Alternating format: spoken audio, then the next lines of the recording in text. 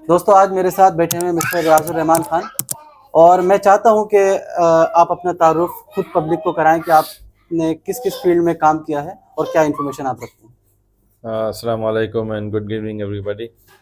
नाम का तारुफ तो जनाब मोनी साहब ने करा ही दिया है। बहरहाल ये नाचीज़ जो है वो अलीगढ़ मुस्लिम यूनिवर्सिटी से फ़ारिग है। बीएससी ऑनर्स जो है मैंने बायोकेमिस्ट्री में किया, मास्टर्स बायोकेमिस्ट्री में किया। उसके बाद मेरा 6 साल का तजुर्बा मल्टीनेशनल कंपनीज़ में मार्केटिंग में रहा, as a territory manager, as a executive.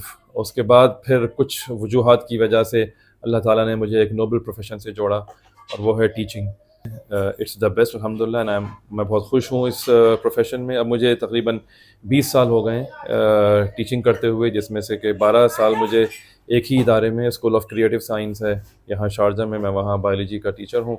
और साथ साथ इसके मैं एक ऑर्गेनाइजेशन है मलेशिया की जिसका नाम DXN है, जो कि तकरीबन 200 से ज़्यादा मुल्कों में अभी फैली हुई है, जो कि अपने ऐसे सप्लीमेंट्स बनाते हैं जिससे कि लोगों को हेल्थ का फ़ायदा भी होता है बिना किसी नुकसान के, और अगर वो उससे कुछ एक्स्ट्रा इनकम लेना चाहते हैं तो वो फ़ायदा का भी उसमें सिलसिला शामिल है। तो ये हुआ मेरे तजुर्बे के हवाले से। शुक्रिया। मैं आज एक बहुत ही बेसिक टॉपिक पर बात करना चाहूँगा जिससे कि एक आम आदमी को भी ख़ास तौर से मैं बात करना चाहूँगा हार्ट डिसीज़ को लेकर, जो कि बहुत ज़्यादा इस टाइम पर फैली हुई है इंडिया में और बहुत ही मतलब कम टाइम में ये ज़्यादा फैली है और बहुत ज़्यादा केसेस सुनने में आ रहे हैं कि आज इसको हार्ट अटैक हो गया और या फिर ये रीज़न था या फिर। तो मैं सबसे पहले जानना चाहूँगा कि एक बंदा जो एक डॉक्टर के पास कौन सा टेस्ट कराने जाए जिससे कि उसको अपनी हार्ट की कंडीशन पता चले। अगर कोई ब्लड टेस्ट की बात कर रहा हूँ मैं, किस टेस्ट से उसको पता चलेगा कि उसको मतलब अब थोड़ा एहतियात बरतनी चाहिए। देखिए, असल में ये बड़ा वाइड टॉपिक है, लेकिन मैं टेस्ट से पहले मैं कोशिश ये करूँगा, इस बात पर जो मेरा ज़ोर है वो ये है कि इंसान सबसे पहले ये रखे प्रायोरिटी पे कि उसका अपना लाइफस्टाइल क्या है। बहुत सारी प्रॉब्लम्स की जो जड़ है वो लाइफस्टाइल चेंजेस हैं।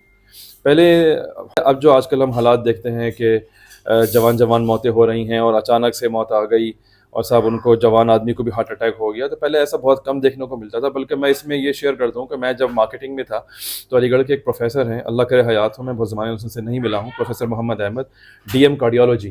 तो उनसे मेरे अच्छे मरासिम थे। उनके अपने चेम्बर में ये इंग्लिश में इबारत लिखी हुई थी कि the heart disease before the age of 70 is because of your own fault. मतलब अगर करेक्ट। किसी को हार्ट डिजीज हो रही है 70 से पहले, इसका मतलब उसका अपना फॉल्ट उसमें शामिल है।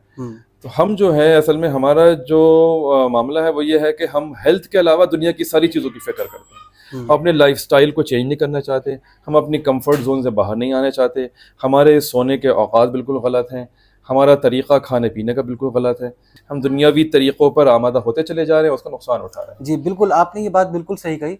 लेकिन अब जैसा कि देख रहे हैं कि जो लाइफ़स्टाइल ऑलरेडी लोगों ने इख्तियार कर चुका है और अब वो एक स्टेज पर आ गए हैं कि उनको अब एटलीस्ट अब अगर वो ध्यान रखेंगे आगे, लाइफ़स्टाइल को तो ध्यान रखेंगे लेकिन अब जो नुकसान हो चुका है, उसको वो पता कैसे करें कि उनको कितना नुकसान हुआ है, एलडीएल की वैल्यूज़ क्या होना चाहिए, एचडीएल की वैल्यूज़ क्या होना चाहिए। और सबसे पहले पब्लिक को या ऑडियंस को ये जानना चाहिए कि एलडीएल और एचडीएल आपकी बॉडी में क्या नुकसान पैदा करते हैं। सॉरी, एचडीएल तो नुकसान पैदा नहीं करता, लेकिन एलडीएल के क्या नुकसान होते हैं, या फिर एक वर्ड होता है ट्राइग्लिसराइड्स, तो उससे क्या नुकसानात होते हैं अगर उसकी वैल्यूज़ ज़्यादा हैं तो? देखिए, सबसे पहले आपने पूछा कि कैसे वो पता लगा सकते हैं। पता लगाने का बेस्ट तरीका ये है कि एक पर्टिकुलर एज के बाद, और अब तो जो आपने फरमाया कि बहुत ही यंग एज में मामला चेंज हो रहे हैं, जी। तो कम से कम 6 महीने में, साल भर में जो है ना वो टेस्ट करवा लेना चाहिए, हुँ, कंप्लीट ब्लड प्रोफाइल का। हुँ, उस टेस्ट से कम आपका जो ब्लड काउंट्स हैं, जो भी हैं आपके, वाइट ब्लड सेल्स या रेड ब्लड सेल्स या हीमोग्लोबिन, वो सारे में आ जाएंगे। हुँ, और उसके बाद जो है उसमें लिपिड प्रोफाइल हुँ, इंपॉर्टेंट है, लिपिड प्रोफाइल ज़रूर कराएं। उसमें RFT होता है, रीनल फंक्शन टेस्ट, हुँ, वो ज़रूर करवाया जाए। ठीक है ना? तो कोलेस्ट्रॉल से, लिपिड प्रोफाइल टेस्ट से क्या होगा कि सारी जो पोथी है वो खुल के आ जाएगी कि हाँ भाई, हमारे खून में जो है वो कोलेस्ट्रॉल कितना है। इसका ये मतलब नहीं है कि कोलेस्ट्रॉल खाना ही बंद कर दें। हुँ, जैसा मैं थोड़ी देर पहले आपसे डिस्कस कर रहा था कि कोलेस्ट्रॉल जो है हमारी मेम्ब्रेन्स का इंपॉर्टेंट हिस्सा भी है, हुँ, लेकिन ज़्यादती हर चीज़ की जो है वो गलत होती है। ज़्यादती हर चीज़ तो की होती उसमें जो है, जब सीरम कोलेस्ट्रॉल निकल के आएगा, टोटल कोलेस्ट्रॉल कितने परसेंट है, है। हुँ, जो कि तकरीबन 250 के आसपास की रेंज है, तो 250-300 तक इट्स नॉर्मल। बट अगर उससे ज़्यादा होती है तो फिर उसको आप डिटेल में जाके चेक करेंगे कि कोलेस्ट्रॉल बेसिकली, आम लफ्ज़ों में मैं ये कहूँगा कि दो तरह का होता है। एक होता है एलडीएल जो आपने फरमाया, जिसे हम लो डेंसिटी लाइपोप्रोटीन कहते हैं, और एक होता है एचडीएल जिसको हम हाई डेंसिटी लाइपोप्रोटीन कहते हैं। लाइपोप्रोटीन। लाइपोप्रोटीन का मतलब ये होता है कि प्रोटीन लिपिड के साथ अटैच, क्योंकि जो लिपिड्स होते हैं वो हमारी आंतों में डायरेक्ट एब्जॉर्ब नहीं हो सकते, ब्लड स्ट्रीम में नहीं आ सकते। यानी कि एचडीएल में आपके मायने में प्रोटीन ज़्यादा होता है?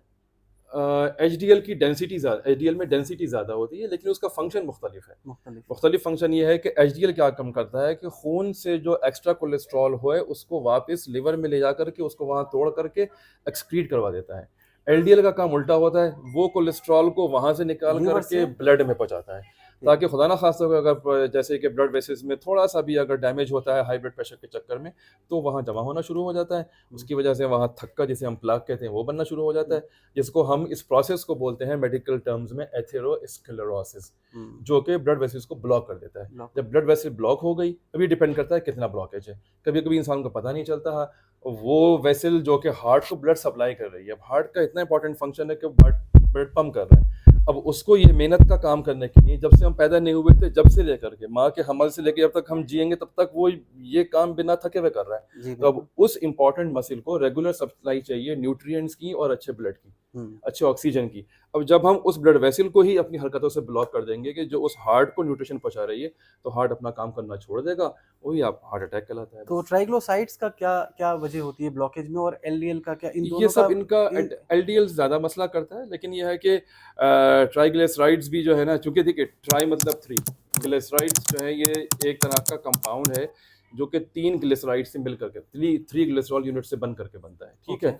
तो अब वही है कि हर चीज़ की ज़ाती जो है मुनासिब नहीं होती, हमें कोशिश ये करना चाहिए कि हमारा जो एलडीएल टू एचडीएल का रेशो है ना, वो हमारा विद इन लिमिट्स रहना चाहिए, जो कि मेडिकल प्रोफाइल से मिल जाता है। अगर किसी की ट्राइग्लिसराइड्स की वैल्यू ज़्यादा होती है तो उसका ब्लड ज़्यादा, थिकनेस ज़्यादा होगी ब्लड में? हाँ, तो उसके लिए फिर डॉक्टर्स ये करते हैं कि उसको ज़रूरत पड़ती है तो ब्लड थिनर्स जैसे एस्पिरिन वगैरह है या और वो दे अगर देते हैं। थिकनेस ज़्यादा होगी तो जाहिर सी बात है, जब आर्टरीज में थिकनेस डैमेज होने का? एग्जैक्टली जब थिकनेस ज़्यादा होगी तो जाहिर, जैसे ट्रैफिक ज़्यादा हो गया किसी रोड के ऊपर तो क्या होगा, जाहिर सी बात है कि उसको टाइम लगेगा, फिर वो ब्लड जो है वो मुश्किल से मूव करेगा, और वो फिर उसकी जो ब्लड वेसल्स की वॉल्स जो है उसको रेजिस्ट करेंगी, फ्रिक्शन डेवलप होगा, जब फ्रिक्शन डेवलप होगा तो फिर उसकी वजह से वो ब्लड वेसल्स अंदर से डैमेज होना शुरू हो जाएंगे। तो इस बात से हमें ये पता चलता है कि अगर आपका ट्राइग्लिसराइड ज़्यादा होगा तो वो आपकी आर्टरीज की वॉल को डैमेज करेगा, और अगर आर्टरीज की वॉल डैमेज होंगी तो वहाँ पर कोलेस्ट्रॉल जमा होना शुरू हो जाएगा, और जिसकी वजह से ब्लॉकेज होगा।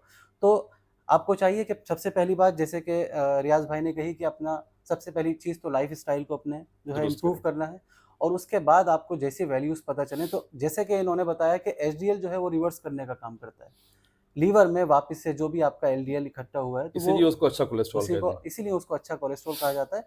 और इससे ये भी पता चलता है कि जो कोलेस्ट्रॉल हमारे यहाँ बनता है वो लीवर में बनता है। मैंने एक डॉक्टर से ये सुना था।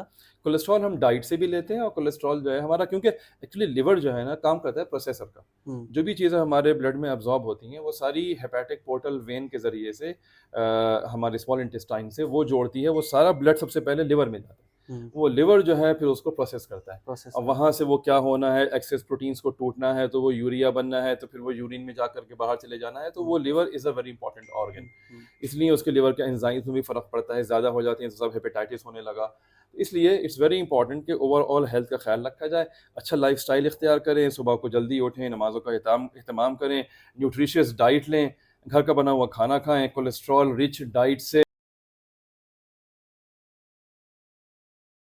प्रॉब्लम जी ये है कि लाइफ स्टाइल को लोग इम्प्रूव तो करेंगे, लेकिन आज के टाइम में आप देख रहे हैं कि जिस तरह की ज़िंदगी हो चुकी है लोगों की, वहाँ पर लोगों के पास टाइम नहीं है एक्सरसाइज करने का, कहीं ना कहीं स्ट्रेस भी ज़्यादा है, और ये सारी चीज़ें मिलकर इंसान को इस बीमारी की तरफ लेकर जाती हैं। ये तो वर्कआउट करना पड़ेगा, देखिए ये तो इसी 24 घंटे की ज़िंदगी में हमें वर्कआउट करना पड़ेगा, अपनी प्रायोरिटीज़ को जो है ना वो देखना पड़ेगा, we have to write down कि हमारी टॉप प्रायोरिटी पे क्या चीज़ है, उसको नंबर 1 पे रखें, नंबर 2 पे रखें, नंबर 3 पे रखें, सातों दिन नहीं कर सकते, 3 दिन कर लें, 4 दिन कर लें, मतलब कुछ चेंज टूवर्ड्स पॉजिटिविटी आना चाहिए, थोड़ा सा अपने कंफर्ट जोन से निकलना पड़ेगा, ये मेरे ऊपर भी लागू होता है और ये सब पे लागू होता है। जी, बिल्कुल सही बात कही। और ये मैंने एक जगह सुना था, और एक डॉक्टर ने भी बोला था कि इंडियंस जो हैं वो, उनका लीवर जो है वो ज़्यादा एलडीएल की वैल्यू ज़्यादा बनाता है बामुकाबले और कंट्रीज़ के। और मैंने ये भी सुना था कि अगर आपको सही तरह से एजुकेट किया जाए इस हार्ट डिसीज़ को लेकर, तो एक कंट्री, मुझे नाम ध्यान नहीं आ रहा, लेकिन वहाँ पर लोगों को एजुकेट किया गया था, तो वहाँ पर वो बीमारी जो थी वो 30% रह गई थी, 70% से, यानी कि एक बहुत बड़ा चेंज आया था। तो सबसे बड़ी चीज़ हम लोगों को जो है एटलीस्ट एक दूसरे को एजुकेट करना चाहिए। काउंसलिंग जी। तो इसी तरह के टॉपिक्स हम लाते रहेंगे। आप ऑडियंस को कुछ कहना चाहेंगे क्लास मैसेज में? बस वही सेम पैगाम कि थिंक पॉजिटिव, स्ट्रेस को रिड्यूस करें, ये सबसे ज़्यादा इंपॉर्टेंट काम है।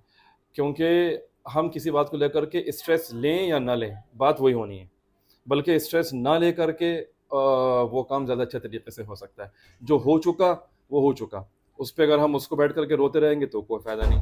फ्यूचर हमारे हाथ में नहीं है, फ्यूचर जो है वो सब हमारा सो है, सब लिखा हुआ है।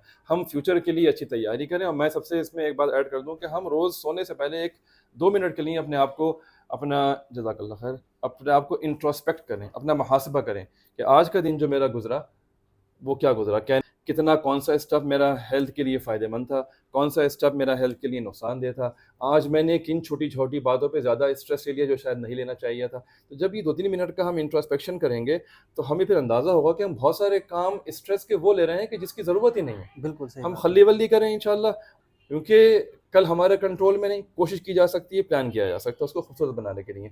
जो हो चुका उस पर हमारा, जो हो चुका वो हो चुका, उस पर रोने से कोई फ़ायदा नहीं। तो प्रेजेंट में रहें, उसको लिव मोमेंट्स को जीना चाहिए। हम मोमेंट्स को गुजारते हैं, दोनों में बिल्कुल फ़र्क सही। है।